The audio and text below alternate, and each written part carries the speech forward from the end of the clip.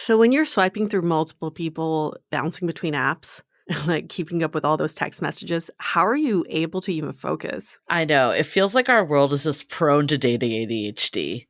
Hi, I'm Yue Xu. And I'm Julie Krafchick. We're active daters turned dating sociologists. Here to dive into everything modern dating and relationships. Welcome to the DATEABLE podcast.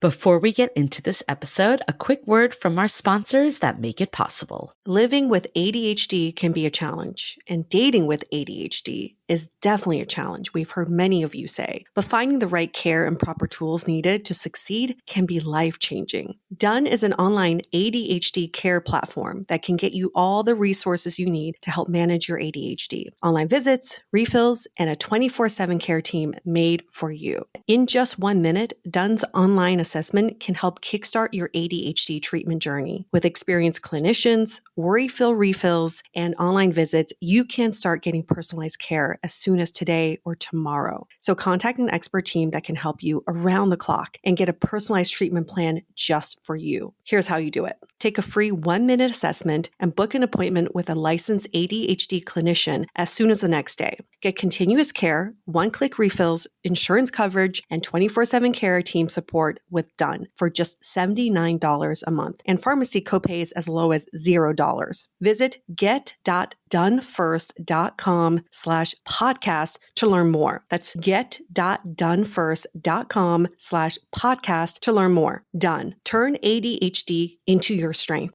Hello, friends. Welcome back. Thanks for focusing your attention on us in this episode as we talk about dating ADHD. We're going to make this a thing because we think it is a thing. Oh, it absolutely is a thing. And, we're going to go into what we think this means in our world, but also, of course, we don't want to diminish the actual disorder. So we're also going to talk about how it is to date when you are diagnosed with ADHD also. So what does ADHD stand for? It stands for Attention Deficit Hyperactivity Disorder.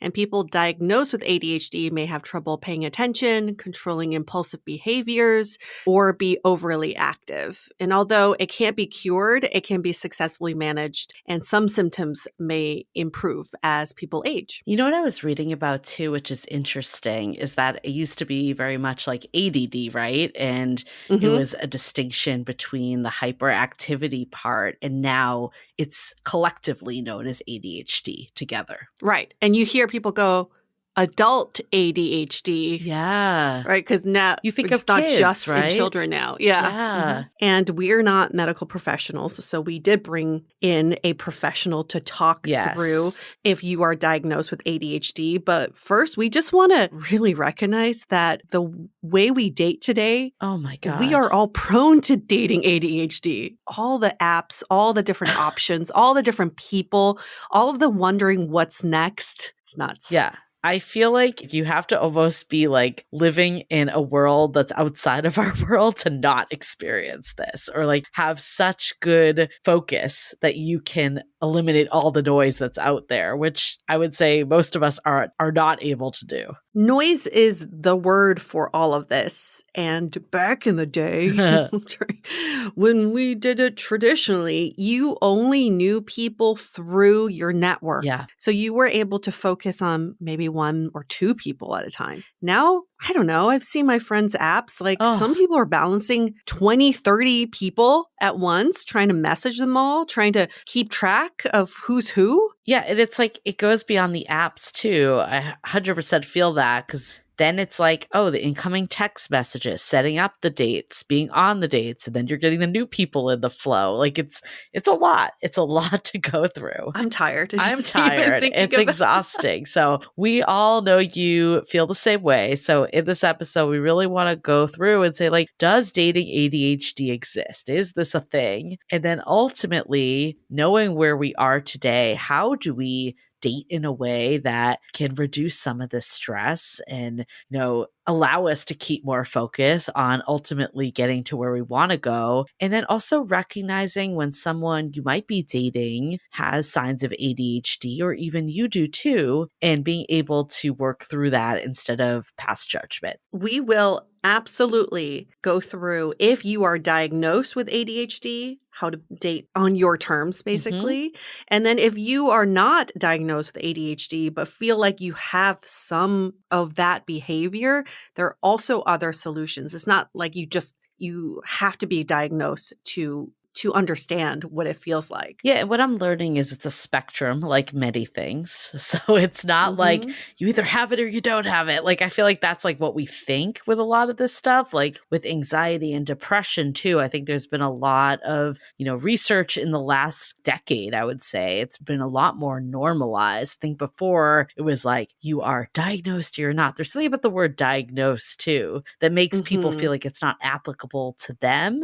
We actually partnered with Done, an online resource for people diagnosed with ADHD, and they shared that 75% of adults who have ADHD don't even know that they have ADHD. I believe it. And in the world that we live in today, I feel like we're more prone to develop ADHD. And so many of us grew up not having ADHD, not having it be a thing. So we've been undiagnosed all this time into our adulthood. I feel like my brain is always going like 100 different directions. And it is hard for me sometimes to like stay on one task. And like my partner too has recognized sometimes like we'll be talking and then I'll like I won't be listening. So I'll be like focused on something else or I'll change the conversation. And I'm like starting to think that like I have some spectrum of ADHD. Well, we probably, like you said, we probably all do. Yeah. And ultimately, the question is it debilitating for you? Is it blocking you from living life to the fullest? Those are all the questions to ask. But we all have this to a certain extent. And if we don't address it, we're going to feel like, I think this is why there's such a drought in dating, is because of people feel like they're inundated with too much information that they feel like they can't take action. Right. And there's a lot of parallels from dating to the fitness industry. I was reading the study about why people are actually less mobile these days, even though there's gyms, at-home machines, and all these apps. And they did the study with like 1 million people. And the study came back and people said, I'm just inundated with too much, too many options. Yeah. Too many opinions, too many experts trying to persuade me of the best way to work out. I just want to block it all out. And now I just don't do anything. And I think dating is the same way. Too much. 100% agree. And like that hyperactivity, I feel like that can be a lot. That's like a lot to take on. And it's, hard to give anyone attention when you're pulled in all these different directions. To your point, like you just end up doing nothing at all. Yeah. And then just having our phones on a date my God, is competing for your attention. Even if your phone is away or is face down, you're still thinking like, oh, someone texting me. Should I look at my phone when the person I'm on a date with goes to the bathroom? Like how many people, I was just watching 2 people on a first date the other day.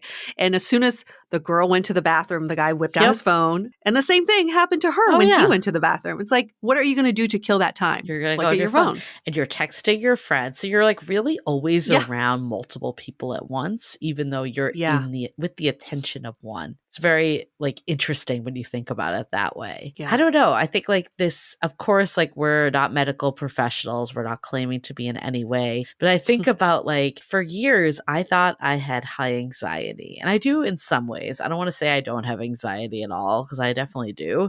I remember I went to this like program to manage my anxiety. This is when I was like dating and I felt very anxious around dating. And it turned out the only area I had anxiety in was dating. And I'm not saying that, like, I do think I have anxiety other places. It's definitely not just dating, but it showed up at that time of my life predominantly in dating because that was an area that I felt out of control with. And now in my life where I feel out of control in other areas, that's where I have anxiety. Well, in our conversation with Sussan Nwogwugwu from Done, she will go into the relationship between anxiety and ADHD. And maybe you'll start understanding by the end of this episode why you may behave the way you do, or maybe why you may feel burnt out by dating, or why you constantly uninstall and reinstall the apps. It explains so much of modern dating behavior that we chalked it up to, oh, modern dating is fucked up. Well, actually, we're just a product of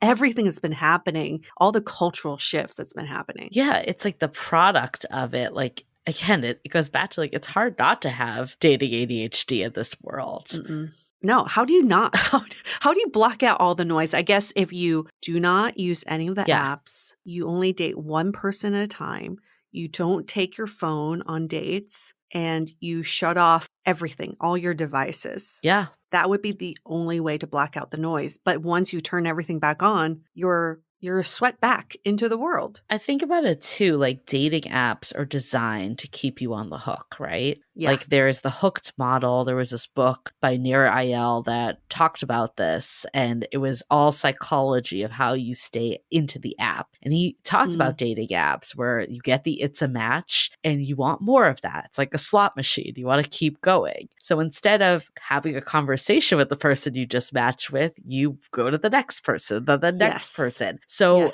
in a world where they're already pulling you in that direction, I feel like you have to have a ton of self-control to be out of that. And if you already have any, if you're either diagnosed with ADHD or feel like you have any signs of it, it's even harder than, if you don't. It's very hard to get out of those loops that they've created. The hooked model applies to everything I experience now in my life, even shopping on Amazon. I buy one thing, I click buy, and then I think, what's the next thing I'm going to buy? I need those packages to be coming to my door every day.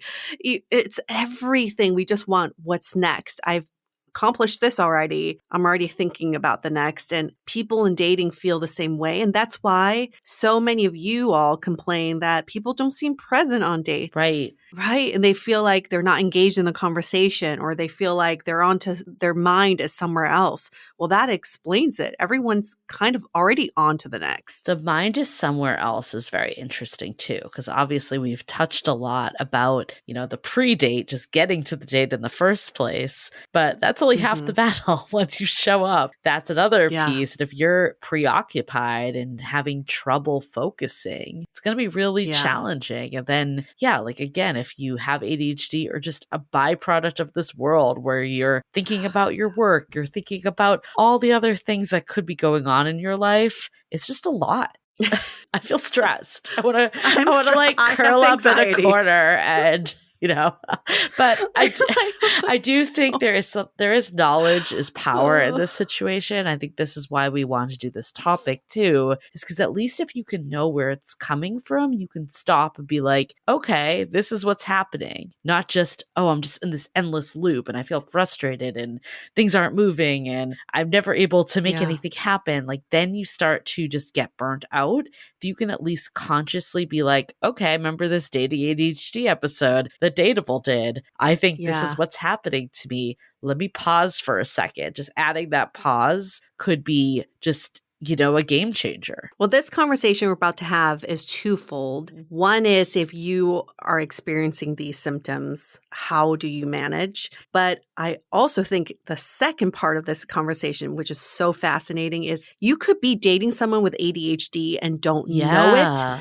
And they may not be texting you back. They may not be as responsive as you want. They may avoid certain conversations. And you think that they're playing games or they're ghosting you when they may, in fact, just have ADHD. So that's also important for us to know. You never know what someone else is going through. Never. This goes back to our episode from last week about digital body language. We think there is a standard and, that everyone has like the rule book, the playbook, and there's universal signals of DBL, but there's so many other factors out there of like how someone's responding, like of what they're going through or just how they process information that's out of the equation. It's just way too simplified to be like, they didn't respond back in 20 minutes. They don't like me. Yeah. That's just too simplified. Too simplified. I agree. Too simplified. The world is very complicated. It is. We're going through a lot. It is. And now add ADHD to your list. But it's okay. We're leaving you with hope that recognizing it and understanding it and being able to talk about it. Like, I feel like the stigma with anxiety and depression has been lifted. So it's time like this also kind of comes out as something we can address and talk about freely. Yeah. It's only been recent years where I've heard about adult ADHD. You always hear about it in kids, right? So you're like, oh, I'm an adult. I grew out of it, but no. Yeah. Yeah, I think that's why it's not as hot of a topic as depression and anxiety. I feel like those ones age with us. Maybe they get more. You get more depressed as you get older. I personally feel like I have gotten more anxious as I get older because there's like more life stressors coming in. Yeah, there's more. So in different ways. But anyways, those ones are definitely in adulthood where, yeah, this one you're like, oh, it's something you've gotten past that, right? Yeah. But then you're in a world that's just like throwing shit at you left and right. And of course you're not past it. Of course. Especially if you're undiagnosed and you never even thought about it. Of course. I have this theory that, once you get past 35, you're considered geriatric pregnancy if you get pregnant. Like, it's just high risk. And I don't think it's age. I think it's stress and anxiety as we get older. It's not age. Yeah, I mean, to a certain extent, when you reach menopause, you can't have kids. But yeah, the older we get, like you said, Julie, the more things we need to be responsible for, which creates stress and anxiety and probably ADHD. And that probably does not make it a very friendly place for a baby to grow. No. There you go. Blame society. It's not our age. Society. I like it.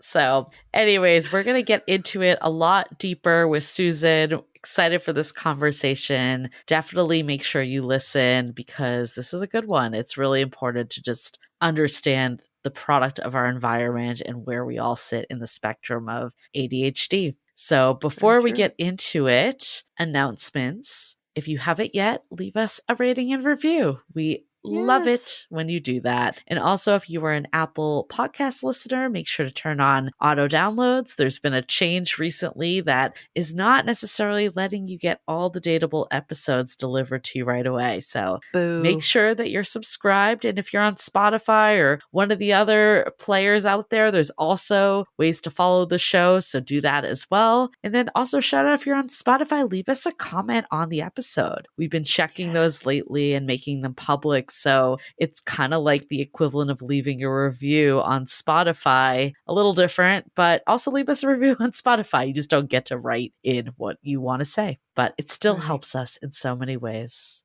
It does. It definitely does. Okay, well, before we get into it, let's hear a message from our sponsors. Confession. I have a secret about how I've been able to update my wardrobe with only high quality but affordable pieces these last few years. And now I have to let the secret out because they're sponsoring this episode. It's called Quince. Yeah, if you know, you know. Quince has premium European linen dresses, gorgeous washable silk tops, luxurious cashmere, and the best part, they're priced at 50 to 80% less than similar brands because they partner directly with top factories. So no more middleman, and that's why it costs less to you. I know Julie got herself some nice cashmere pieces, and at only $50 a sweater, come on. And I recently ventured into home goods. I got myself some premium cotton percale sheets, ultra cooling, and just feels like a 5-star hotel every night. And it's so perfect for the upcoming hot months. So get warm weather ready with Quince. Go to quince.com/dateable for free shipping on your order and 365-day returns. That's QUINCE.com/dateable to get free shipping and 365-day returns. Quince.com/DATEABLE. Did you know that an estimated 5 billion plastic hand soap and cleaning bottles are thrown away each year? Yeah, not great for our already struggling environment. That's why I'm so excited to talk about our partner today, Blueland. Blueland is on a mission to eliminate single-use plastic by reinventing cleaning essentials to be better for you and the planet with the same powerful clean you're used to. And the concept is pretty simple. You just fill your reusable bottles with water, drop in the tablets, and wait for them to dissolve. I literally really just tried out the laundry tablet. And instead of having to bring my huge container like I normally do down the hall, I just brought the one tablet and my clothes came out so clean, just as clean as normal. I'm fully on board. It just makes my life easier and I'm helping the environment. And the best part, Blueland has a special offer for listeners. Right now, get 15% off your first order by going to blueland.com/dateable. You won't want to miss this. Blueland.com/dateable for 15% off. That's blueland.com/dateable to get 15% off. Okay, let's hear it from Sussan about dating ADHD.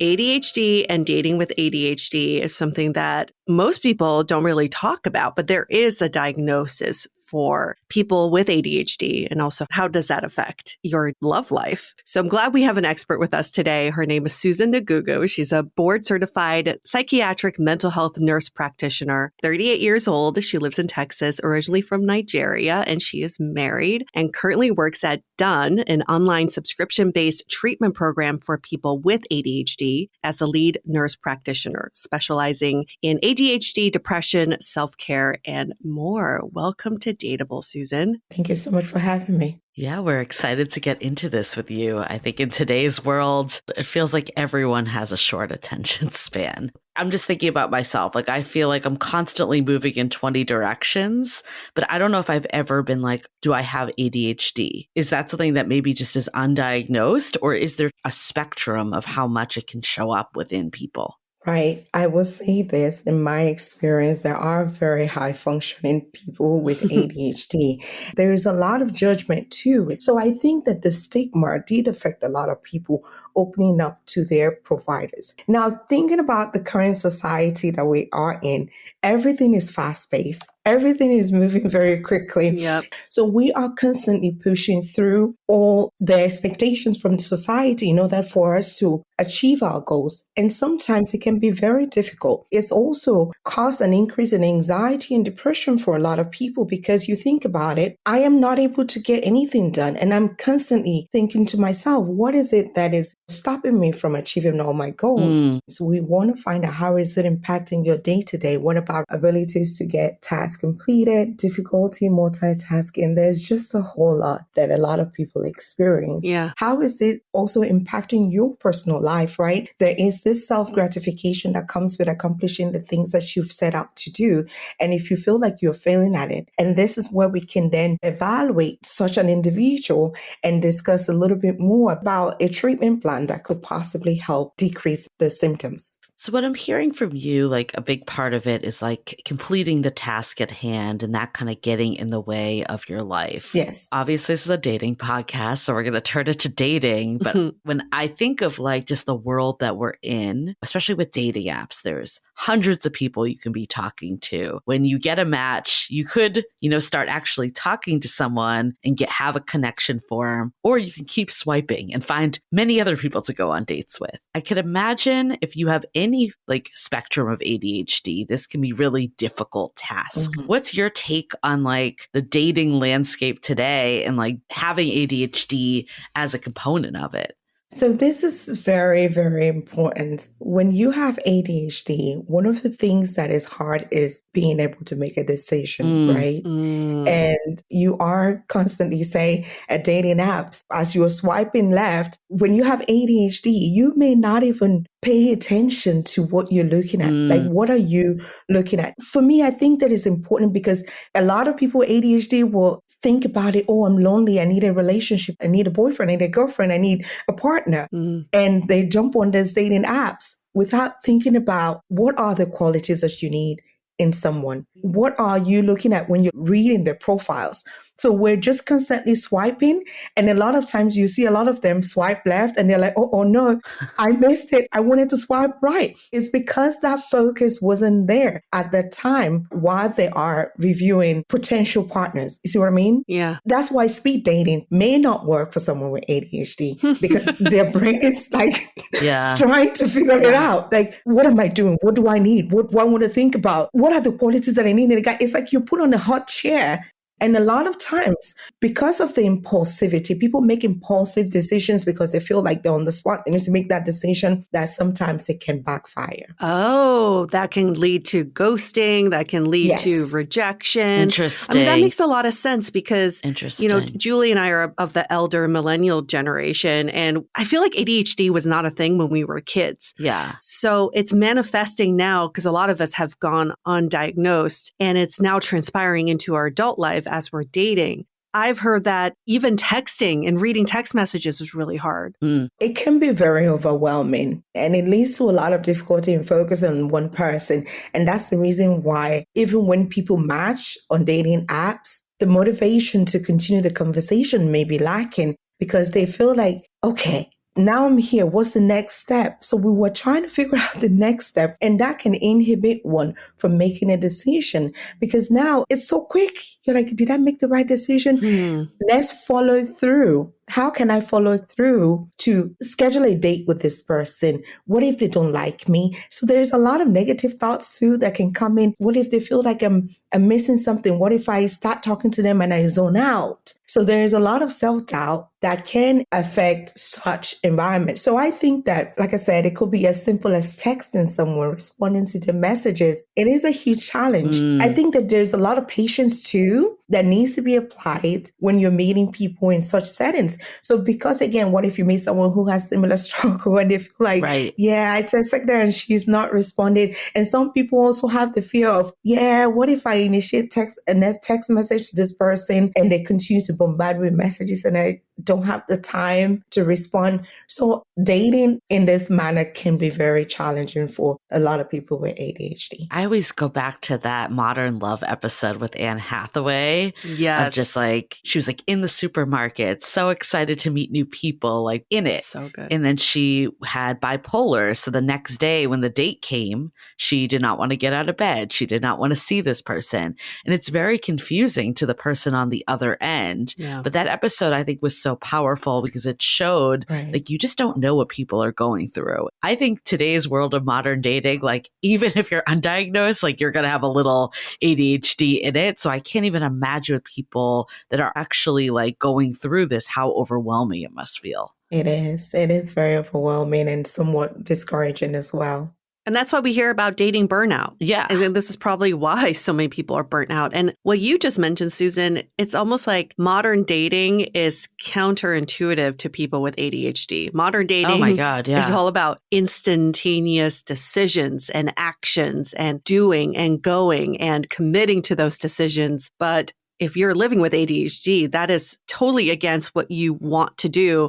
And then, like you said, it could backfire because you could second guess yourself as well. If you're dating someone with ADHD, what are some other ways to just try to understand what the other person's going through? So I think that shared experiences are very important. Being able to find a partner who understands your struggle and communicating your personal struggles to them is very, very key. We've seen a lot of issues when you look on the counseling side of things. A lot of people's relationships are on the rocks because their partner feels isolated to what their struggles are, And the question is, why is my husband or my partner constantly losing their keys? Why are they always forgetting things that I tell them to do for me? What about our anniversary? And you know for a fact that they have a good heart. They do care about that relationship. They don't want to jeopardize it. So this is a point where we can encourage them to seek help and seek help for those who don't have any understanding of what's going on. And for those who do, help them establish a routine. And it could be as something as little as creating a key holder in your entrance of your house where, okay, when you come in, I know your keys are constantly getting lost. Put your keys here. Make sure your wallet is here. You're not doing it because you want to control them. You're doing it because you care about them. And that's one of the things that make people feel a lot more relaxed because relationships grow. And when you're tapping into these little things, it can even unfold a lot more in that relationship. And that takes away the nagging, the constant belittling that comes in relationships. So I think that is very, very important to help anyone. It could be a friend, it could be your partner, it could be your child. Help them to prevent them from getting overwhelmed. That helps a lot too, to decrease a lot of anxiety, not just for them personally in their own space, but also around such partner. Yeah. Another important thing is practicing mindfulness and relaxation techniques to help them reduce stress. I think that's very, very key. It could be taking a walk in the evening when you feel like such person is, stressed. It could be helping them to even prepare a night before their work to say, okay, what are the most common things that we struggle with in the morning that creates a lot of stress for you? Make sure that these things are put in place before you go to bed so that it helps you sleep better too. Because a lot of things that I see common with ADHD patients is a constant racing thoughts where you're in bed and you're like, oh, I have a million things to do tomorrow. Oh. Where is my car keys? What am I going to wear? Let's do that before you hit that bed, because then you're able to say, I got this. We're going to get ready tomorrow and it's going to be a smooth sailing activity. So I think that's very, very key. And partners should stop criticizing their partners. You've seen a lot of TikTok videos where people are either constantly talking about their husbands or their wives or their significant other. I think that doing everything in love is very, very key. And that takes away a lot of judgment. It also helps them in dealing with their issues individually. Well, I think that's why it's so important to learn more, because it's not like there's a shame of having ADHD. I'm like, honestly, I'm going to take the quiz and understand it better because I'm really starting to think that I have a lot of signs of this. But I think a big part of it too, I was talking to a friend about this and she was saying like it's hard for her husband to stay on track of their conversation. Like they'll just get sidetracked. And I was like, oh, I do this a lot as well. And it turned out like he did have ADHD and she was able to at least understand now. It wasn't like, oh, he wasn't interested in what she was saying. It was because his mind was going in different directions. And, personally too, I think for me, like in today's world, again, like it's like the worst world for anyone that has any signs of ADHD. Just even putting away my phone in a different room helps, because you're constantly competing for attention of the people you're with presently and then the people that are virtually kind of having that come through. That is true. To that point, though, I find myself having a very low attention span, but am I exhibiting signs of ADHD or am I just a byproduct of society today? Yeah. At what point do you seek help? I am of the opinion that I would rather go to a healthcare provider and tell them, I think this is what I have, and they can reassure me that this is not what it is, or they can confirm, then evaluate such an individual and discuss a little bit more about some symptoms. And it's so weird because when I talk to patients, they don't even know they have these symptoms. And we talk about little things like getting your socks all in a pair and cooking for your family, making sure that your kids are taken care of your own personal needs. Being able to come up with a solution or a plan for the day and say, I achieved 80% of it and I feel like I've done something right. So this is where a lot of people start to question their performance. Are you on the verge of losing your job? What if you don't have one? How many applications have you put in? Are you struggling to even get up and complete your resume? Little things like that could make a huge impact in what happens to an individual's future. So that's one of the things that as healthcare providers, we want to dig a little deeper. And like I said, as an individual, you may be experiencing these things, but do not take it into consideration because we don't really know a lot about ADHD. And that's one of the things that I think that the word ADHD inhibits a lot of people from, because we hear the word hyperactivity. We're thinking, am I like a 5-year-old who is constantly bouncing off the wall? Yes. So understanding the different types of ADHD helps us to understand the impact that is making in an individual's life. I want to dive into this even more, but before we do, let's take a quick break to hear from our partners. If you're a dog lover or if you have dogs, have you ever wondered why so many dogs are suffering from health issues? Actress Katherine Heigl, who's helped save over 16,000 dogs through her foundation, says she's seeing more health issues with dogs than ever before. And after doing a ton of research, she feels there's one place where we can look to support any dog's health, and that's their food. So she decided to create something she could actually feel good about feeding her dogs. It's called Superfood Complete. Now, Superfood Complete is made with over 30 of the healthiest ingredients on the planet, including several superfoods vital to your dog's health. And I actually love giving Mojo this as a topper. I feel good that there are no fillers and it's also air dried. So that means it retains more nutrients. Mojo's usually pretty picky about what he eats, so I'm glad that he now enjoys every meal. And now you can treat your dogs to healthy, nutritious food. Go to badlandsfood.com/dateable and order right now to get up to 50% off your first regular price order with a 90-day money-back guarantee. If you want your dog to experience all these incredible things, go to badlandsfood.com/DATEABLE today. Want relationship advice from one of the leading experts in the field of couples therapy? Then Reimagining Love is for you. Hosted by one of our favorite guests on Dateable, Dr. Alexandra Solomon. She is a clinical psychologist, couples therapist, professor, and award-winning author. It is your destination for profound, enlightening discussions about love, family, intimacy, and everything in between. But more than that, she gives us the opportunity to reimagine ourselves, our relationships, and our world. So on the show, Dr. Alexandra gives in-depth, research-backed takes on topics like dating, jealousy, communication, commitment, personal growth, and features notable guests from the worlds of therapy, academia, and pop culture, such as me and Julie from Dateable, among other people you may have heard of like Esther Perel, Susan Cain, and Emily Nagoski. Her podcast is incredible, definitely worth a listen. We loved being on it, and we love having Dr. Alexandra on our show. So you can find her podcast, Reimagining Love, wherever you get your podcasts. Two-part question. One is, I'm just trying to understand,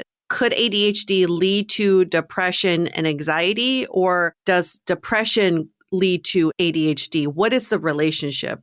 It can be both. And I want to create a very simple scenario. So baby Susan goes through kindergarten, goes through first grade, second grade, third grade, things start to get harder. Parents are not worried because they feel like, yeah, she's just a little rascal. She'll be fine. And I navigate through pushing through all the labeling and all the lack of connection with what my parents think about my situation. And I get to 16, I can't do it anymore. I get into college and I drop out because I can't do it anymore. Guess what's going to happen? Anxiety is going to set in. Depression is going to set in because when I look back at my peers, they're all engineers, doctors, lawyers, doing all sorts of things. And I have no degree. I have nothing.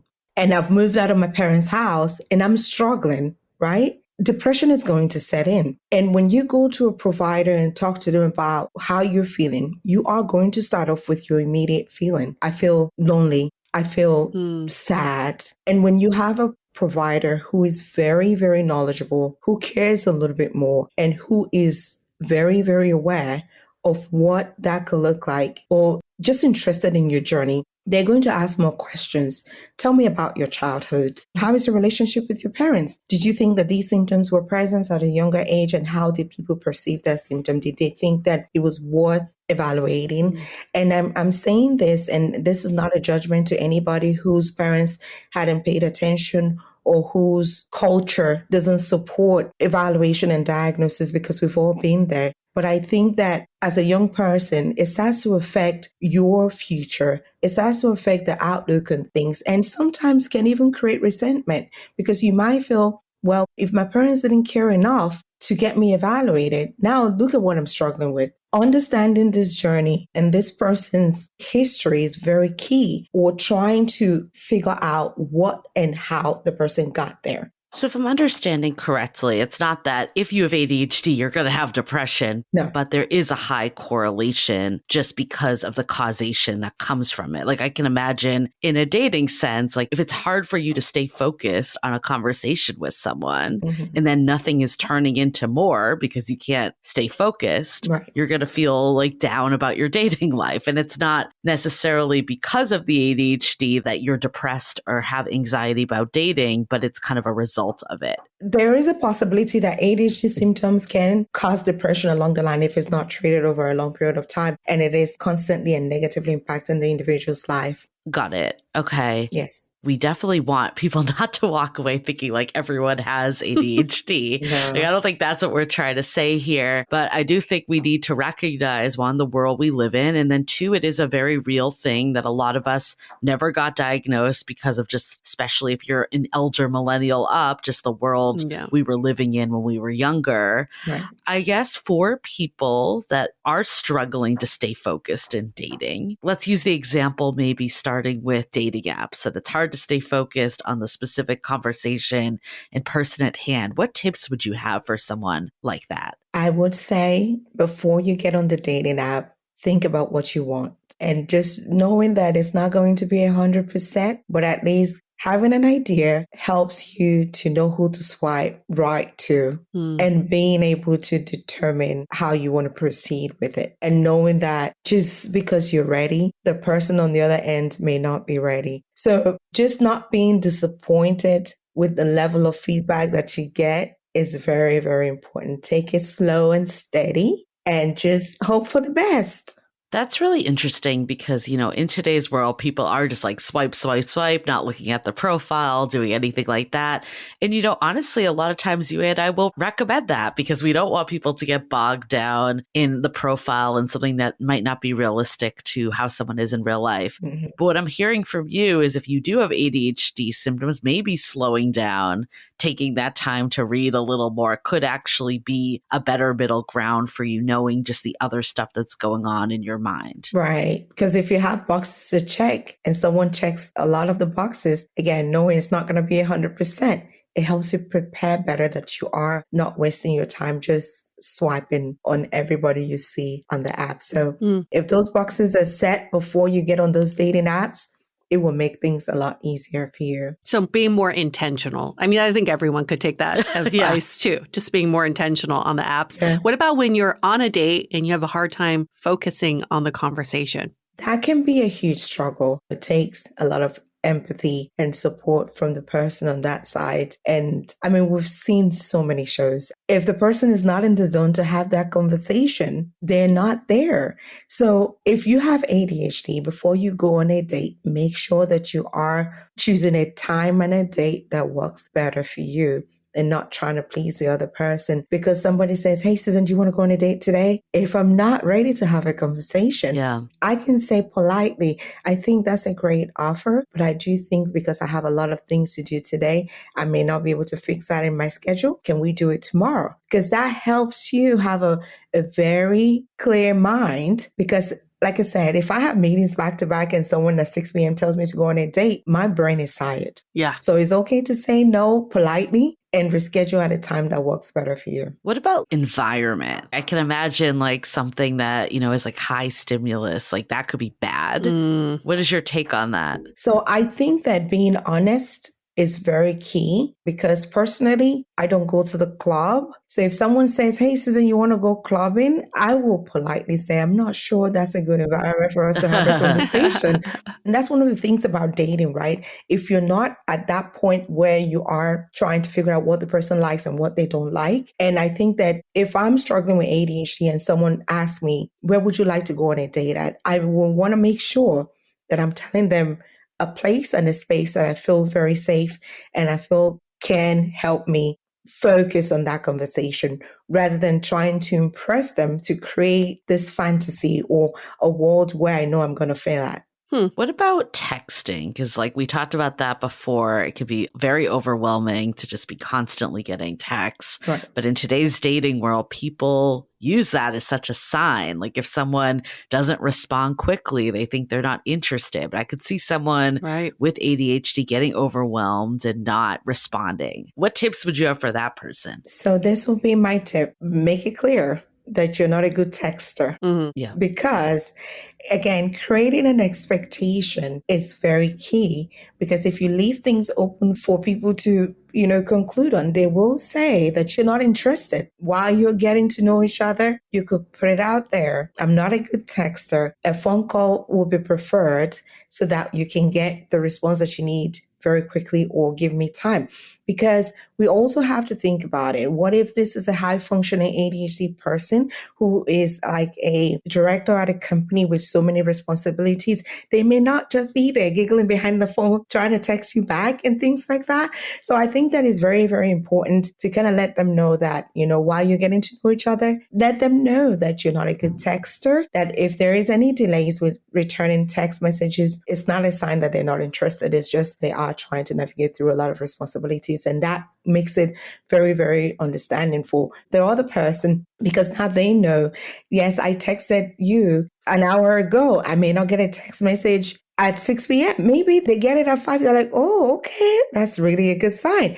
But then again, you think about dating, right? The purpose of dating is to find someone that you're going to spend the rest of your life with. You also want to start from there to communicate your likes and dislikes, or what you can do and what you cannot do, so that you don't create an expectation that you can't meet, even when that relationship is fully established. Oh, so true. When I dated someone with ADHD, he was very good about saying, this is what I am good at and this is what I'm not good at. So he said, if I see more than one question mark in a text, it's overwhelming and I can't answer it. So if you have multiple questions, let's hop on a call. That's really good. Right? And if you have multiple things to discuss as part of one question, make it just one question. Yeah. Instead of like, are you free at 5? Do you want to do sushi? And should we go to this bar after? That's 3 separate questions. It's more like, how about we meet at 5 for sushi and then a bar after? Like that is one question. So I thought that was really useful. And he said, if you need anything right away, a decision to be made right away, just call. I really like that he communicated that with you, because if he didn't, you could be left very confused. And he also gave you kind of a playbook of like how he operates, and obviously was open to working with you too. I guess just like, when is the right time to communicate this to someone? Like, is it as soon as you match on the dating app? Is it once you've like established this is going to be someone you keep seeing? What is your take, Susan? Should you put it on your profile? Yeah. No, I don't think so. Like I talked about the stigma, if somebody may not understand it that way, because every other person, as a provider, I can understand it, right? Yeah. But as someone in the dating world, I'm going to be like, yeah, this is a red flag. I'm not doing this. Right. But there is a phase in a relationship. I call it the talking phase. And this is a phase where you get to kind of understand, what are the type of food you like? Where do you like to go? Do you like traveling? Do you like this? Do you like that? I think that, when we talked about being intentional, is also being aware that this is the person I want to disclose as much as I can disclose about myself without creating a negative experience for you. At that point, you're already talking, right? And when you are at that early stage, actually the suspense is actually very cool. When the person hasn't responded, you're like, ooh, maybe. I guess it's cool. So the game players are ADHD people. Yeah. Unintentional game playing. Yeah. Right. For some people, because you have to also think about it. Although patients with ADHD can be impulsive, relationships are a little different, especially when they've made up their mind that this is what they want.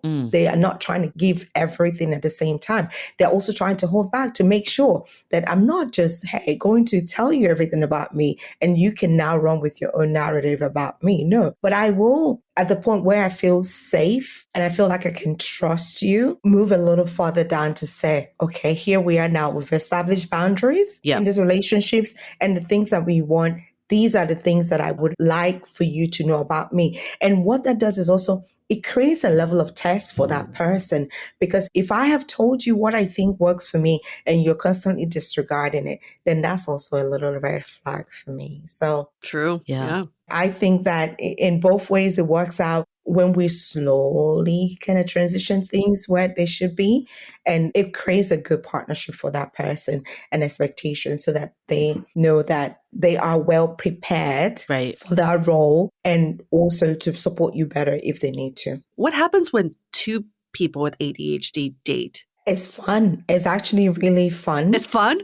Okay. No, it is fun because I feel, especially if they recognize it later on, they're able to work in partnership to support one another. What better way to experience something unless someone else is experiencing the same thing? Just like I talked about, experiencing ADHD could be something that is as common. Yeah. But what impact does it make in your life, right? If my husband is constantly struggling with his work, we could potentially work together to create, support there. True. What if it's affecting our sexual life? We can say, you know what, maybe we need therapy. Let's go talk to a counselor together. Yeah. So it's actually really fun. And that's why when two people like that meet, they create a lot of activities that surrounds or creates a little bit more stability for them. You see a lot of these people they could be comedians together. They could be YouTubers together. True. Content creators. They could be anything, right?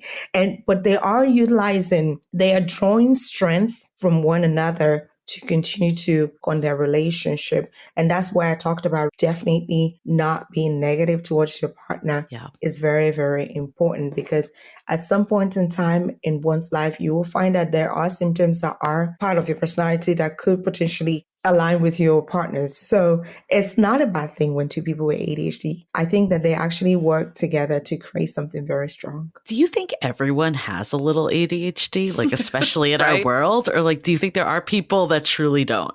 I think so. I think that some of the symptoms are common in a lot of people. I think that where it makes a significant impact is if there are negative impacts in one's life. Right. So we do have some. This is my personal opinion. I think that we all have some. I myself do have some, but it hasn't stopped me from, doing anything that I wanted to do. But what about the struggles that I had to face getting there? So it's a question of what kind of support do you need to get you to where you should be, or what kind of goals that you're working on. I think those are very, very important. Right. And that's why where the spectrum comes in is like, if it's really getting in your way in daily life, then this is something you need to seek help with immediately. Right. But then like, in the dating context, like maybe there are ways it's getting in your life, like in terms of like, overwhelming aspects of dating apps or text or whatever. And that's where you just need to draw more boundaries and like understand yourself so you can communicate too of like, yeah, maybe I don't swipe on every last person, or I tell people to call me instead of texting, like that type of thing. Yeah. If it's debilitating, it's probably going to be a major issue. If you find that you can't hold a relationship down for more than 2 months at a time, it's probably debilitating in some way. And Sussan, to your point, it's your level of tolerance. But maybe if you are going about your life undiagnosed and you're highly tolerant, also know that there's a way to make your life easier. And I think that's something that is a major message for people too. It's like, you could tolerate it, but you know that your life could be a lot better if you seek help. Sure. I mean, I think what I'm just taking away from this whole conversation, I mean, I'm curious your take, Sussan, but like today's environment is prime for ADHD, like whether you're diagnosed or not. So understanding your diagnosis is important because that can help you. It's not shameful, but rather it can help you set you up for success in terms of navigating the world of texting and dating apps and all the craziness that comes with modern dating. But I think the other big takeaway I'm having is, we really don't know what the other people are going through on the other side. And, we've talked about this before too, but I think mental health is always that reminder for me is like, you really can read into behaviors and the way people are in ways that really aren't like accurate, because you don't know how their mind is processing things and their brain chemistry and all the stuff.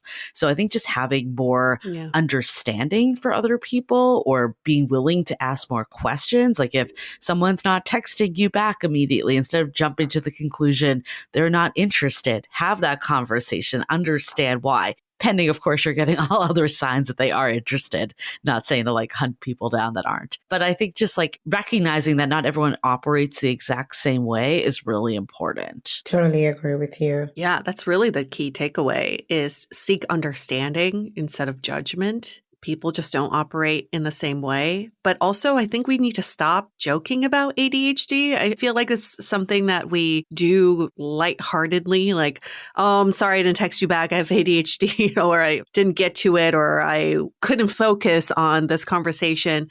I don't think we should joke about it because it kind of dilutes the severity of the diagnosis. And now we know so many of us live with ADHD and many of us undiagnosed. It may deter someone from seeking help with it. So it's really great to know. And also that compassion and respect and patience is important if you're on the other side dating someone with ADHD. Yeah. I just want to give a major shout out to your work at Done. And again, just a reminder, it's an online subscription-based treatment program for people with ADHD, and people can take a questionnaire and seek help basically today. Yeah. Anywhere else that you would want to direct people, Susan? I think that's the best place. Agreed. Yeah, I'm definitely going to look into it more. I'm very curious. Same. We utilize the services of, clinicians who are board certified in mental health and psychiatry to provide services. And that's what makes a huge difference. I think that when you are going to discuss your struggles and concerns with someone, it should be someone who is experienced and educated in that field. They are able to definitely, spend time with our patients and understand their journey and determine whether or not treatment is appropriate. So I think that's very key when seeking help. Thanks for enlightening us with all of this information, Susan. It was definitely needed. And for all of our listeners, what did you learn from today's episode? Have you been living with ADHD and have you experienced dating burnout as a result? Why don't you give us a rating and review in Apple Podcasts? Give us 5 stars. But in the body of the review, let us know your experience with ADHD. And maybe this is something new here. Maybe you're learning new information about yourself and hopefully how to make your life much better and easier. With that said, we're going to wrap up this episode. Stay Dateable. The Dateable podcast is part of the Frolic Media Network. Find more podcasts you'll love at frolic.media/podcasts. You can follow us on Instagram at Dateable Podcast and visit dateablepodcast.com for access to all the episodes and our premium programs. Also, make sure to subscribe today if you haven't already on Apple Podcasts, Spotify, or your favorite podcast platform so you are the first to get all the latest episodes. And most importantly, stay dateable.